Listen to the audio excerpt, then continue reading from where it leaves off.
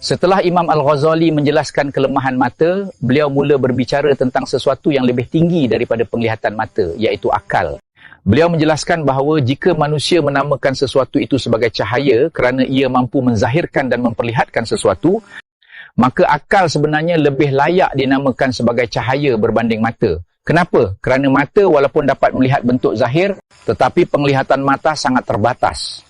Sebaliknya, akal mampu mengetahui perkara yang tidak mampu dicapai oleh mata.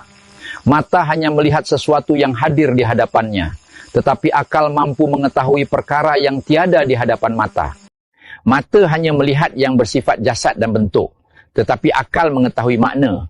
Mata melihat tulisan, tetapi akal memahami ilmu yang terkandung di dalam tulisan itu.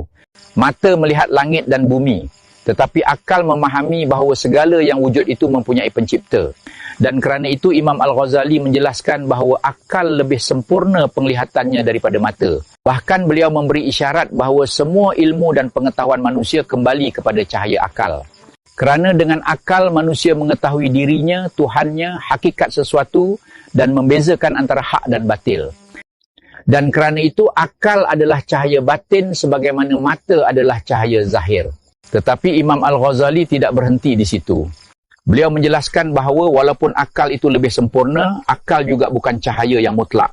Kerana akal manusia kadang-kadang kuat, kadang-kadang lemah, kadang-kadang benar, kadang-kadang tersilap, dan kadang-kadang akal tunduk kepada hawa nafsu.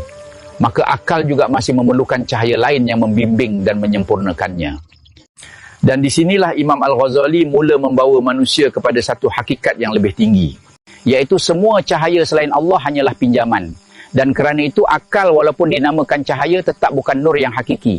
Kerana nur yang hakiki ialah cahaya yang tidak bergantung kepada selainnya. Sedangkan akal manusia tetap bergantung. Dan apa yang bergantung tidak mungkin menjadi cahaya yang mutlak. Esok kita akan masuk kepada satu hakikat besar. Kenapa semua cahaya selain Allah sebenarnya hanyalah cahaya pinjaman. Sebelum kita akhiri, tinggalkan selawat kamu di ruangan komen sebagai tanda menerima ilmu ini. Allahumma sholli ala Sayyidina Muhammad wa ala ali Sayyidina Muhammad.